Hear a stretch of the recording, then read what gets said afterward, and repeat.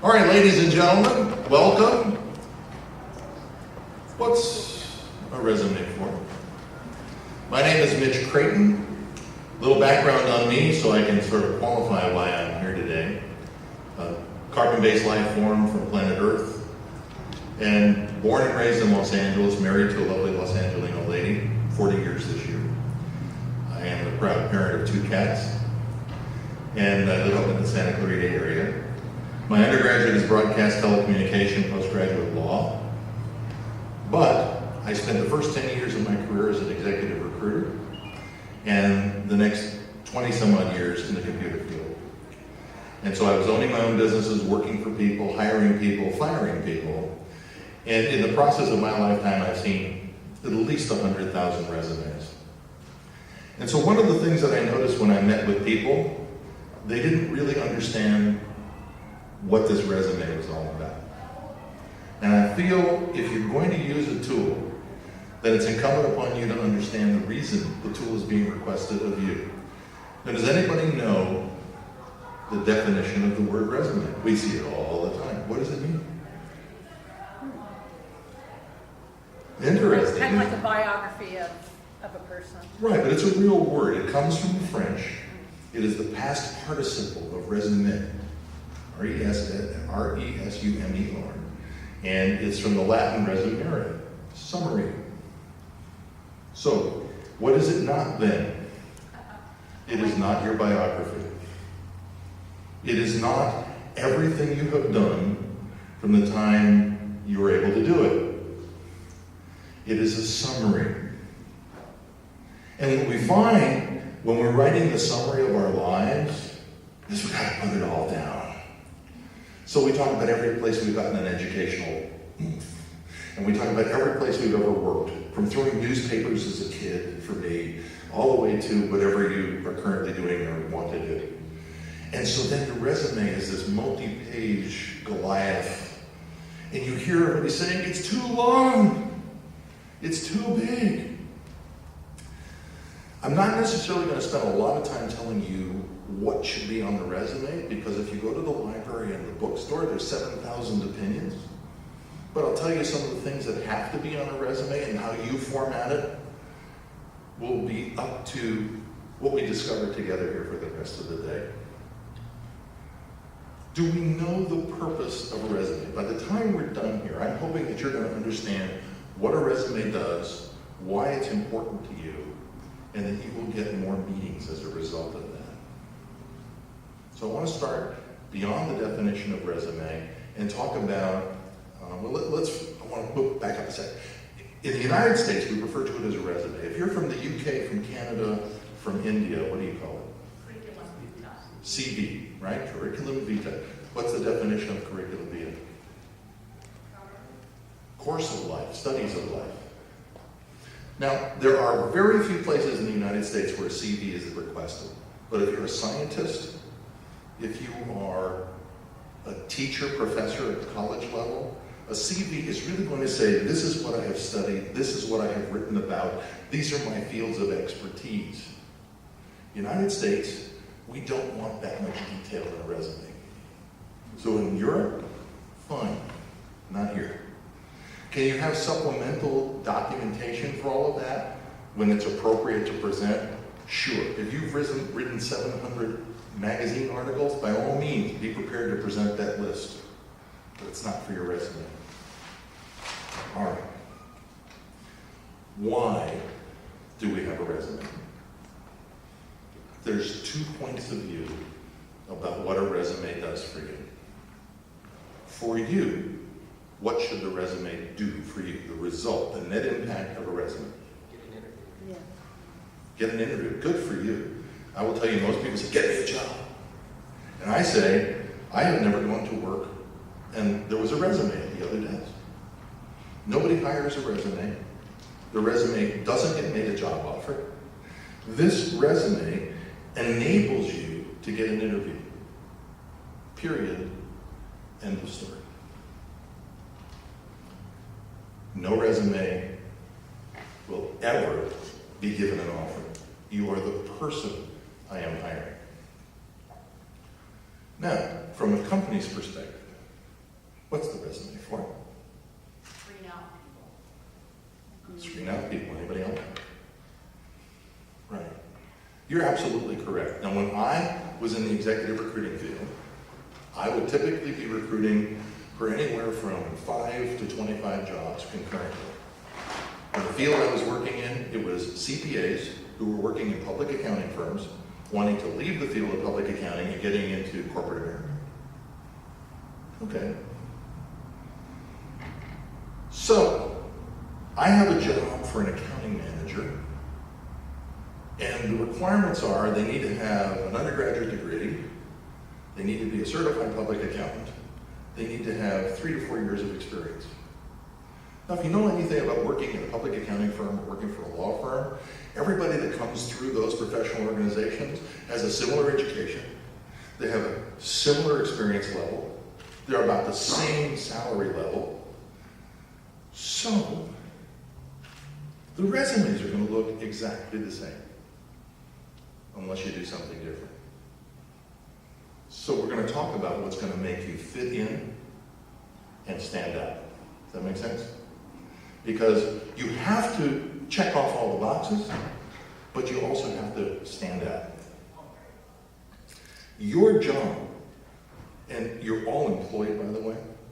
Some of you may be unemployed, underemployed, looking to be employed, but you all have a job.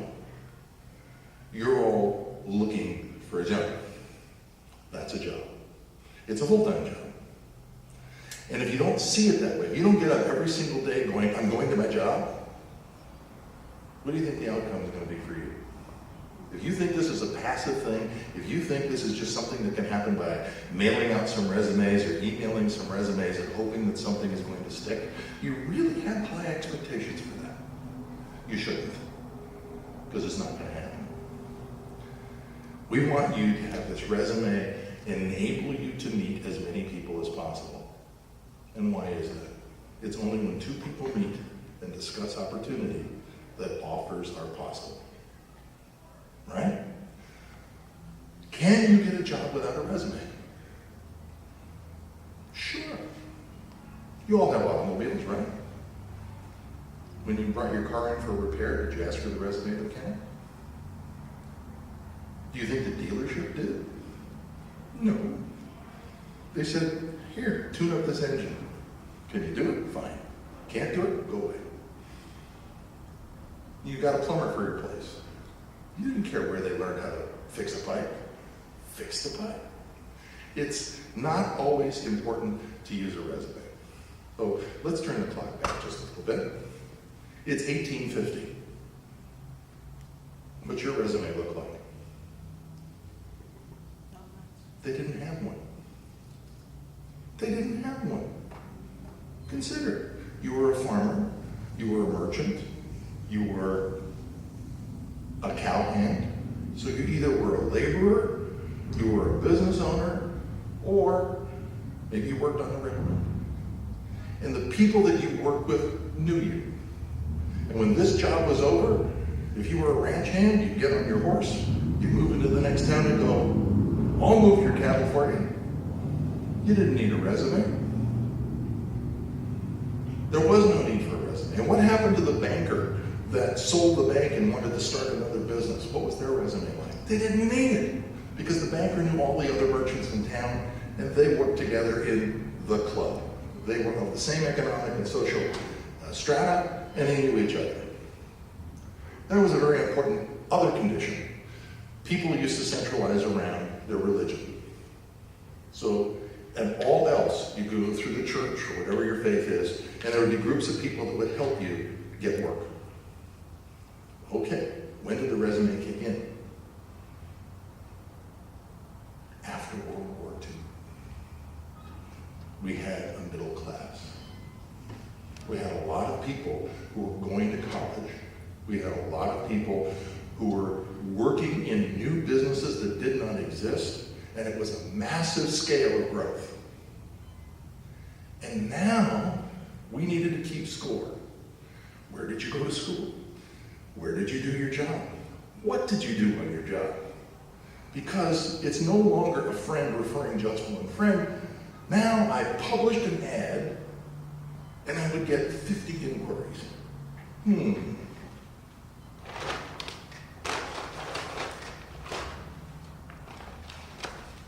Does anybody remember what this is?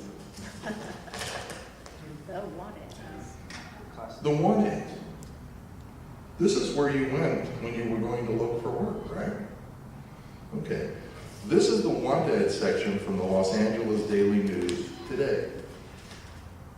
Oh, it's not the whole section, it's one page. There's more listings for giving away cats than there are asking for people to work. Really? Yeah. I remember that there used to be Friday or Thursday, there would be a professional section in the business section with all these, what we call display advertisements. And it would talk about people in the medical profession, the aerospace profession, page after page after page. What happened to that? Internet. Yeah. And it's why it costs them a fortune to do this, print ink on paper. But with this subscription, I get the electronic version too. Interesting, isn't it? I hope this continues to exist. It needs to be relevant. Okay, how do you find jobs today? Well, we'll talk about that in just a second.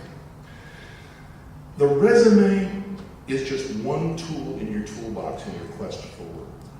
You're going to need a cell phone, you're going to need a car, you're going to need a calendar, you're going to need a smile, good attitude, and you're going to need a lot of good lists.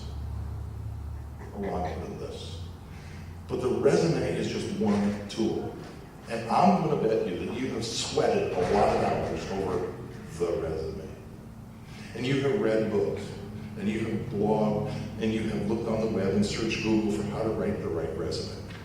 And they're all right and they're all wrong.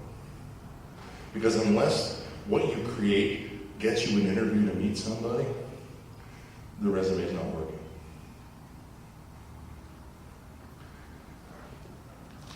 Just because there's one pages of ads, is this what you think is all that's available in work in Los Angeles County? Can't possibly be. We're having probably the highest unemployment in my lifetime. 12% Los Angeles County. What does that mean? 88% of the people are working. 88% are working.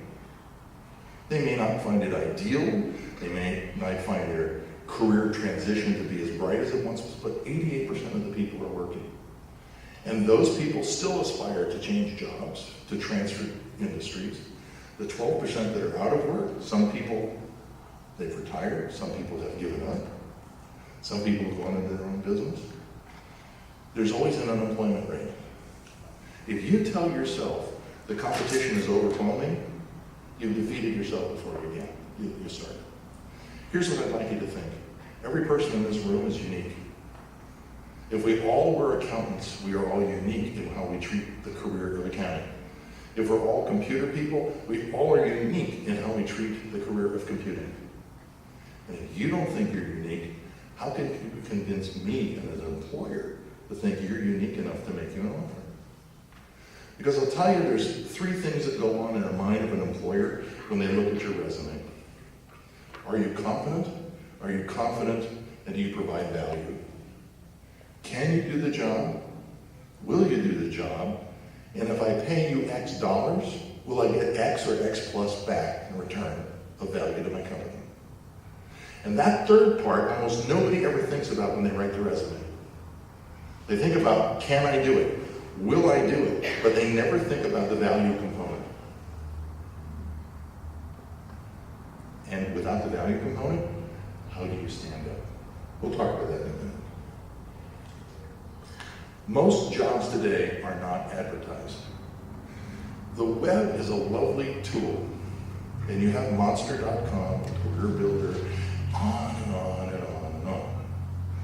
Unfortunately, the jobs that are there are often posted by people in this department we call human resources. Is there anybody in the room who's a human resource person? I don't want to offend anybody.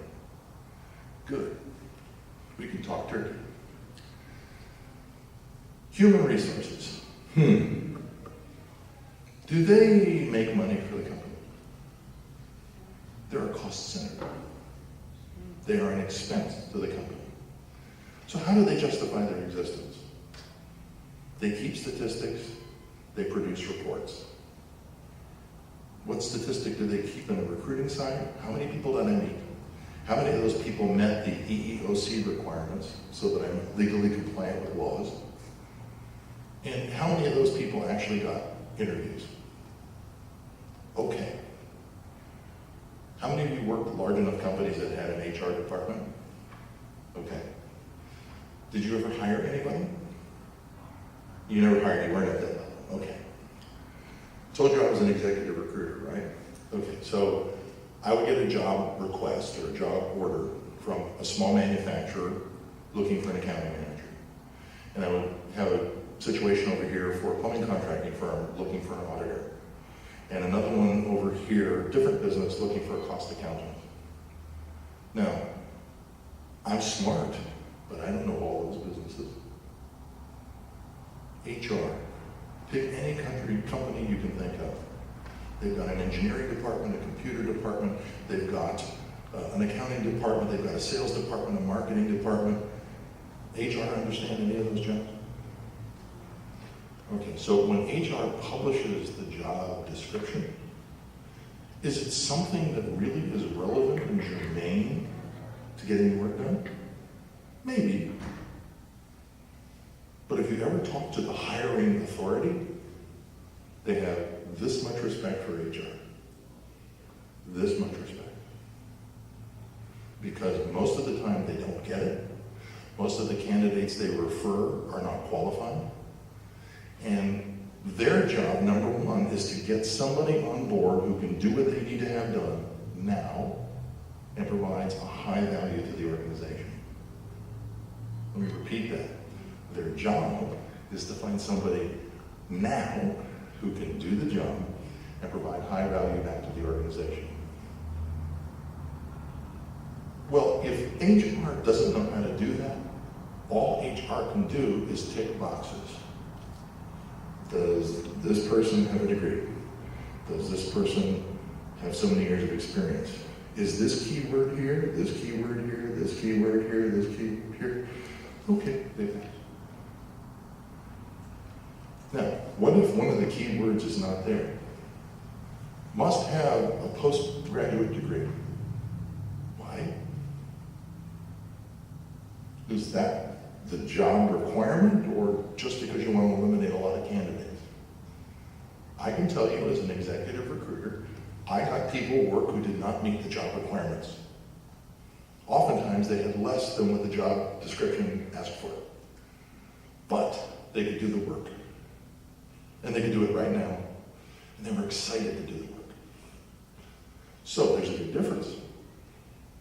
Do I fit all the boxes? Or can I do it? Will I do it? And will I be valuable? If you had your choice of going to a job fair and meeting all the HR people, or going to some event where you got a chance to meet department managers, where would you invest your time? Yeah, and why is that? Because HR is there to help you, right? No. If you think I was getting 50 resumes for every job opening I had, today they're getting between 200 and 1,000. And earlier today, we did a little resume review. And so I had people bring their resumes, and I would say to all these folks, tell me, what do you think of your resume? They were beautifully typed. I didn't see any coffee stains. The dog didn't chew the corner. A lot of common mistakes about an unclean document. I did have some person on marbled paper. No. Everything that's going to be submitted to the company ultimately is going to be digitally scanned in, white with black ink, please, nothing else. No photographs, no doodles, nothing.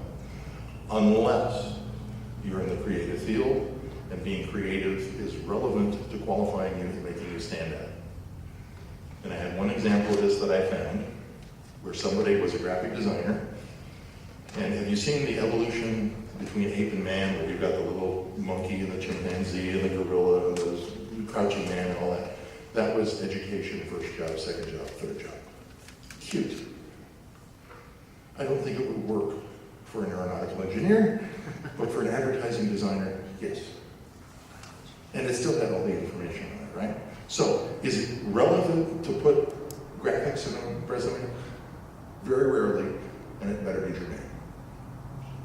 For most of us, black ink, the same type, the same size type, on white paper.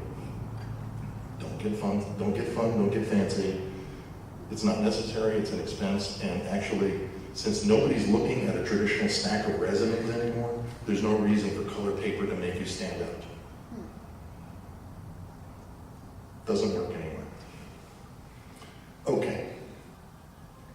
This means you're going to have to spend, since you're all self-employed now, looking for employment, most of your day marketing you. And when you go to buy a car, or you go to buy some electronic or some appliance for the house, there's usually a brochure, right? And that brochure will have a description of what this thing does, and then it will have bullet points and checkpoints. Saves you money. Easy to use. Quick installation. What are those statements? Value statements. So you have a list of things on that sheet that say this can do what you want it to do, and this is why you'd want to go with this one instead of something else. This provides you something that the others don't have. Well, your resume is your catalog sheet. You want to make sure that you have all the technical qualifiers to include you in the job, but you want to have some of those value statements, achievements, that nobody else can claim. Nobody else can claim. They're yours. And I hope you don't ever fall into this. I discussed this with the other group. I was working with the president of a California company, and the company was absolutely debt-free. Wouldn't you like to be that? And so the treasurer of the company was asked to take on a very tough assignment. There was some theft going on in one of the company's locations. And this treasurer was sent to go solve the problem. The treasurer did an absolutely good job. But for political reasons, the treasurer could not return to the post of treasurer. So after 18 years of serving as treasurer in a company that had no debt, not bad, right? The president of the company asked me, Mitch, will you help this person make the transition? We care for this person, did a good job, took a bullet for the company, we want him to go get some good work. Fine. So I had a meeting with this individual, beautifully attired, very articulate man. 18 years. I said, what'd you accomplish there in those 18 years? And he looked me straight in the eye, put his hand on his face and said, wow, that's a good question. You mind if I give some thought to that? Let me get back to you tomorrow. He was sitting right next to me. He was so embarrassed. 18 years and you can't tell me one accomplishment? Ouch. I'm sure everybody in this room can do better than that. And if on your resume you can't show me at least 3 accomplishments, you're not going to stand out from somebody else who can. And how do you measure those accomplishments? Well, each one of your accomplishments are going to be unique, but find some metric that's tangible.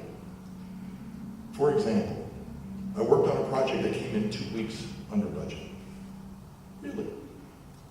We saved, on a project that I was supervising, we saved X dollars compared to what was forecast. And this project is now in place and providing additional savings. Do you see how that is an impact statement? As opposed to, I worked in a company and I did this. Who would you rather meet? The person who worked in the company that did this, or the person who achieved a positive outcome? The achiever. Absolutely. So remember, you're in a competitive atmosphere. You want to highlight what makes you stand out.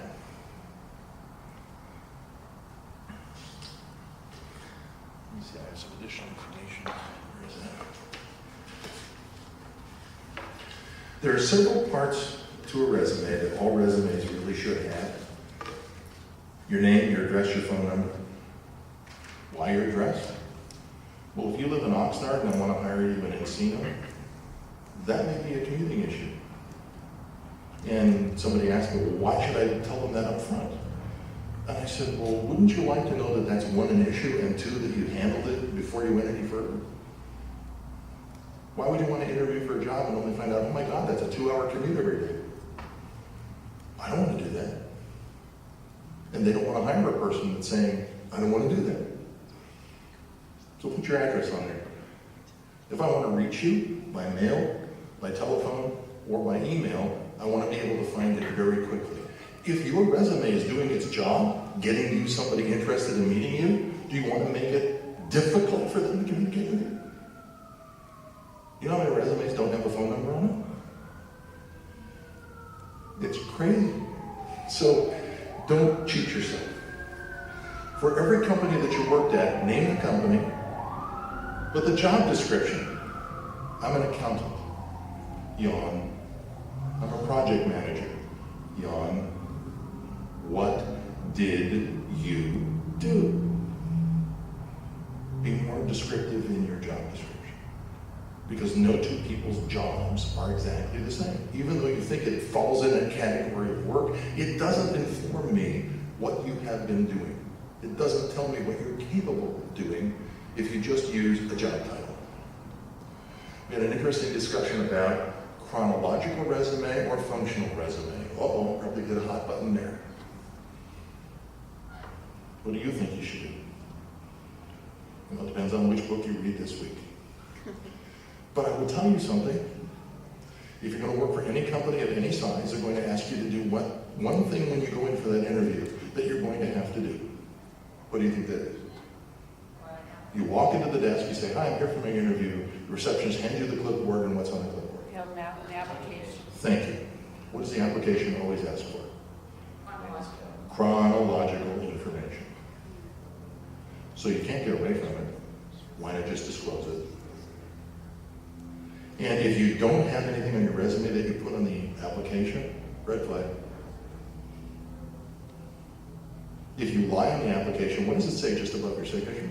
Any misrepresentation of this information is grounds for immediate dismissal without further information. Every application says it. Yeah. I would just write C resume and give it back to them. That's good. That's good. I'd give you 2 minutes and thank you. And I'll tell you why. 1, do you follow instructions? 2, what's your handwriting like? And 3, can you tell me the same message twice and be accurate?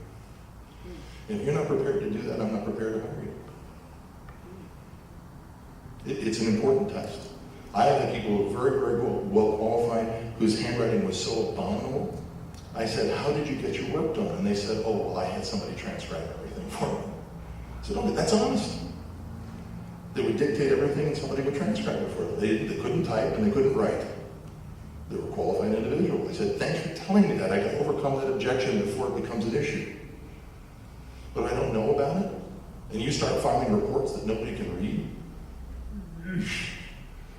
You won't last very long. You won't make it through the probationary period. Why bother? If you got a flaw, disclose it. I had somebody that was well qualified for a position based on the credentials and the job description, but this person had a tick. You would notice it. So do I not disclose it before they schedule the meeting, or do I tell them about it? I told them about it. I said, yeah, I had to tell you. I noticed this individual has a physical tick. And for the first minute or 2, I noticed it. But the more I got to know this individual, it went away. The feedback after the interview, yeah, you were right, the guy did have a tick, but you know what? He's a great person, I'm gonna hire him. If I didn't say that, what would happen through the whole meeting? This person's got a tick. I can't work with this person. You, Mitch, didn't disclose it. Ouch. Don't do that. So some of you have issues and you say, well, do I disclose it? Here's what you never disclose. Your age, your date of birth, your sex, your sexual preference, your religion. None of that. It's all illegal. So I got my college degree in 1971. Do you think you can do some quick math and go, geez, not 28? Right? Do not put dates on degrees, do not put dates on anything. Really? Absolutely. You can put, we'll talk about this in just a second, but as far as work experience is concerned, I've got more than 3 decades of experience. What's important to you if you're hiring me? What I did 35 years ago or what I did 2 years ago? Right. Why is that? It's your most current experience. It's current, it's what I have been doing, it's what I want to do, and it's where I want to leap from there, right? What I did 30 years ago was what I was interested in 30 years ago. So what, if you have more than 10 years of experience, spend most of your energy focusing on the 7 to 10 most recent years. 7 to 10 most recent years. Additional experience prior. That's it. They want to know more than that in the interview. Explain it. Yes, you have a question. What if your most recent position you've been in is not what you really want to do, but the one before that is what you want, and it's been a while. Okay. So how do you... Anybody have any help for her? The question is, the current job is not something that I originally intended to do, but I have it. And what I really want to do is the job before that, and that's what I'm looking for now. So basically, you took a left turn and now you want to get back on course. How would you handle that? Anybody have any idea? Yeah. I would make sure that the accomplishment statements focus on that job that you loved and put it up front, and then apply for those positions that are like that would honor those accomplishments. Right. Yes. In your 2-sentence summary, put, I'm looking for X, I have experience in this. I've done all that. Yeah. In the top of the page, I have my favorite is just tell me what job area you're looking for. I don't want an objective because every job's objective will be different. Just tell me. You want to be in accounting? You want to be an engineer? That's all. You can leave it out. It's so generic, it's not even that important. The other thing you can leave off your resume, references available on request. Oh, really? Be prepared to have references when it's appropriate to deliver the references. The resume is not the time to deliver a reference. It's only after they're interested in you and make you an offer that they want proof that you're who you say you are. Up until that point, it's not necessary. Yes? You don't even think that sometimes where people put their LinkedIn and then they can look at the references, that sometimes significantly helps someone's resume if they have good references on LinkedIn. Yeah, what if I'm not on LinkedIn? It just frustrates me. That Not everybody's on LinkedIn. Not everybody's on Facebook. So again. Well, that tells me something about the person who's hiring. And again, you raise a very good point. You're making choices here too. You may choose not to work with that organization because you don't think they're up to date for your standards. This is okay too. Okay? So you're right. Just because you're applying for the job isn't a guarantee or a requirement that you accept it.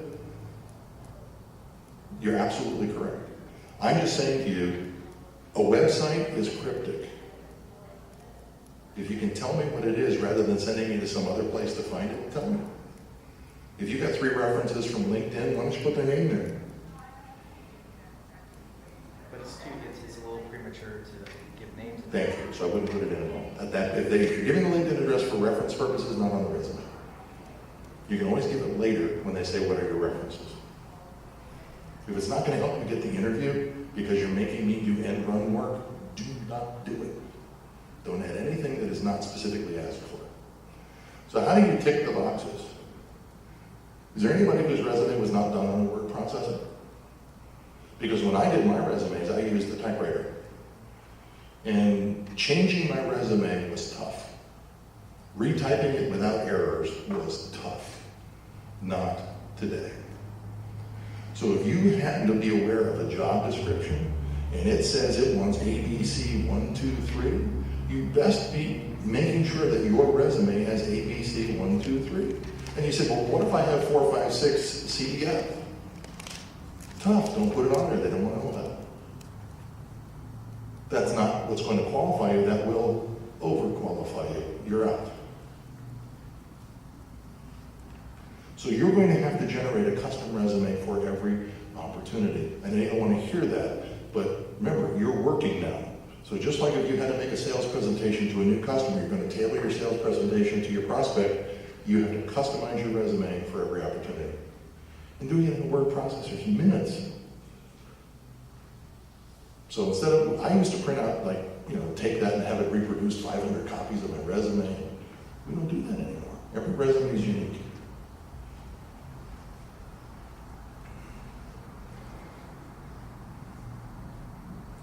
If you've done anything in your career that's outstanding, you won a medal, you won an award, you won a prize, and it's germane to the job you're looking for, list it. If it isn't germane to the job you're looking for, do not. Remember, it's a summary of your life. It is not a biography. The summary has to relate to the reader, not you. So anything we put in there that is more than what is expected is just grounds for throwing it away. So give me what I ask for, nothing more, nothing less. If they ask you in the interview, can you do that? Oh yeah, sure. Well, it wasn't on your resume. It wasn't in the job description. If that's what you need, you bet. But that's what interviews are for, and that's a whole topic for another conversation. There may be a requirement for a test. Anybody love taking those? Sometimes they're drug testing, sometimes they're actually time tests and so forth. And if you say you can type 45 words a minute and the typing test comes back and says you can only type 22, oops. So be aware, don't oversell yourself. It's better to say you type 30 and take the test and do 37. Yes. Then you're better than you told me. Always better to undersell than overdeliver. There's another form of a resume that most of us forget about. And you've been meeting everybody around here today, right? Is it suitable to hand out a piece of paper to everybody you meet? Okay, so what about a business card? Do you remember that we used to have this arcane thing called a calling card? My name, how to get a hold of me, oh, and what I do.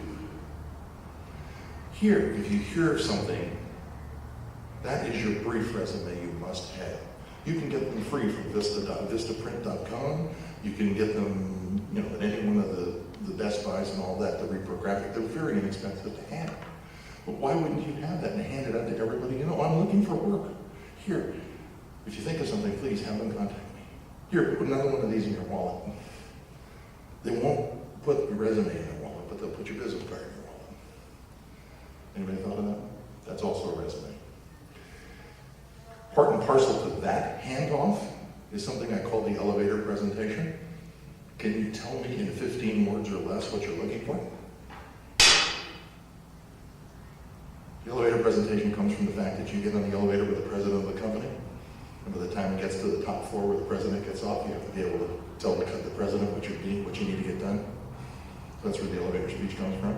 So can you tell me in 15 words or less, 30 seconds, what it is you're trying to do? If you can't, I implore you, write a 15-second speech about who you are and what you want. And you go, wow, that's hard to do. Yes. But you may only get 15 seconds. You never know who is an influencer. You never know who works with somebody who knows somebody who does something. It's always surprising when I ask people, and they say, oh my gosh, do you know this person? Matter of fact, one of the ladies that's over there working for the dental agency, she and her daughter were students at my wife's dance studio 20 years ago. Right here today. You never know who you come in contact with. All right. So you want your wrap it up? Okay. You're going to need to market yourself to people that need to know you. And I said, if you go to HR, your likelihood of getting someplace is not as strong as it could be. So if you have a piece of paper, I'd like you to do me a favor. Just draw a line down the middle, and I'm going to give you some categories. Why? I'm going to give you 40 contacts in 4 minutes. 40 people you can contact that you haven't even thought of. Or maybe you have, but maybe there'll be some more. But if you can reach out to those 40 people and say, what? My elevator speech, I am looking for this, and here's my business card, and if you can think of me or know somebody, you think you might have a good shot at getting a referral? Yeah. Okay. So on the top side, the middle you draw a line, we're going to do 5 categories on the left and 5 categories on the right. Put down the names of 4 of your relatives.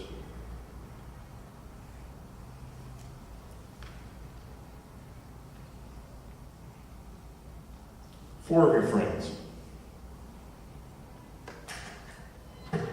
4 of your co-workers, current or past. 4 of your neighbors. 4 of your church or social group contacts. Most people never think of this next one. 4 people with whom they do business. Your bank, your stylist. They know you from every day. Ask them. How about contacts for your children? If you're married, we have a significant other. 4 of your spouses or significant others, co-workers or their spouses. How about 4 previous co-workers or previous neighbors? And lastly, 4 others in your address book.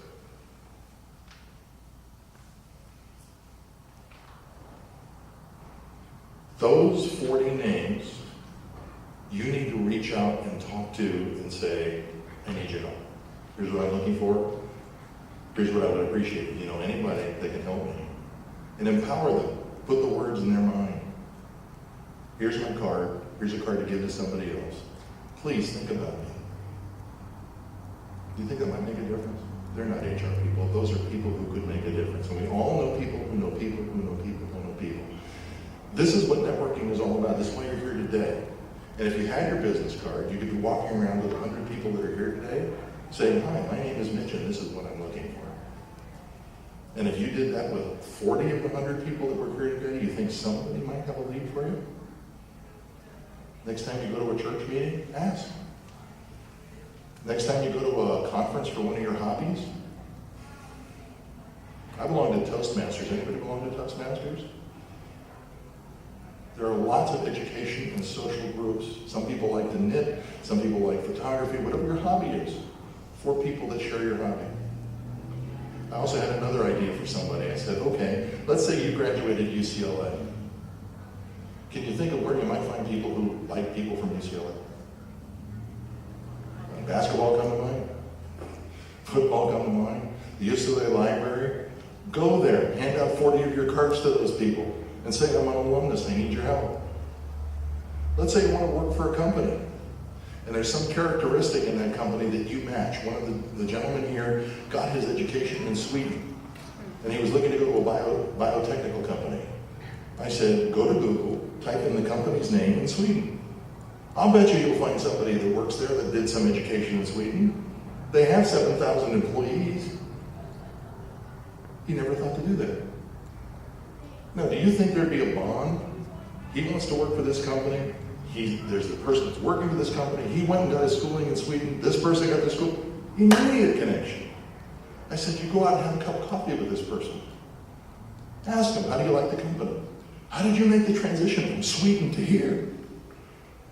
Anybody you could refer that I could talk to? Because I'm really interested in working here just like you. And shut up and listen.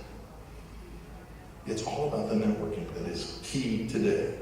Computerized job search organizations have databases with templates that have the tick boxes. They were designed for HR people, not hiring managers.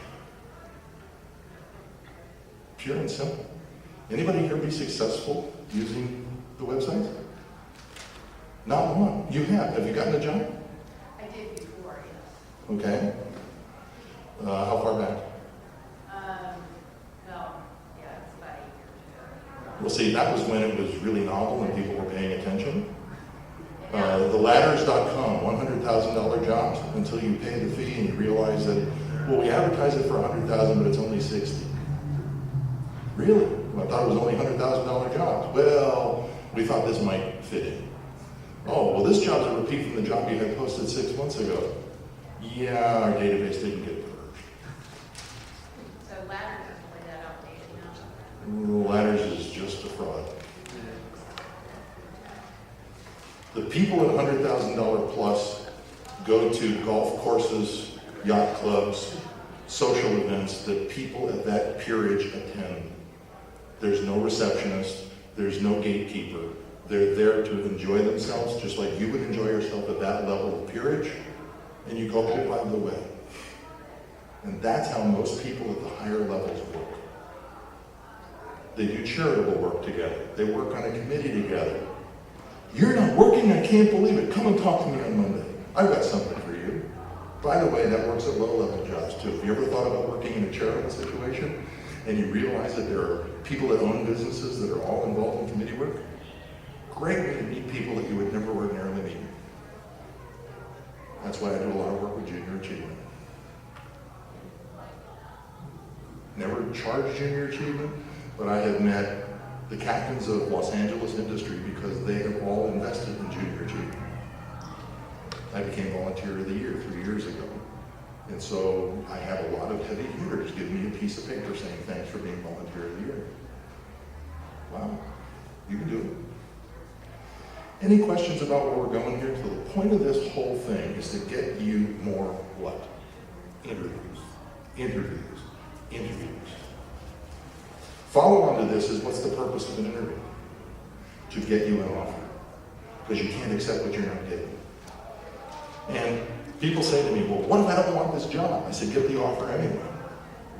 Because how do you know that the person that offers you what you want is paying you a fair deal? So if I got 4 people offering me a job offer at $40,000, and somebody offers me one at $35,000 but has much more benefits and much more in my future lined up, and it really is the industry I like, you now can choose. Do I forfeit the $5,000? Or do I go for more money and not quite like the place I'm working in? But if you only get one offer, how do you know? So I want you to have abundant offers. And the only way you can do that is to have abundant interviews. And the only way to do that is to use the resume tool the way it's intended to do, to include you, not exclude you.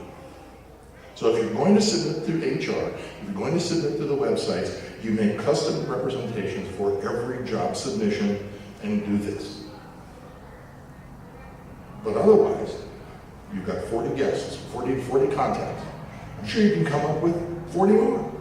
Reach out to those people who know you, who like you, who love you, and say, can you give me a hand? Can I buy you a cup of coffee?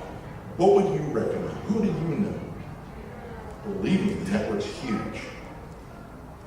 So I'll open it up to quick questions, and then I think we got to get this.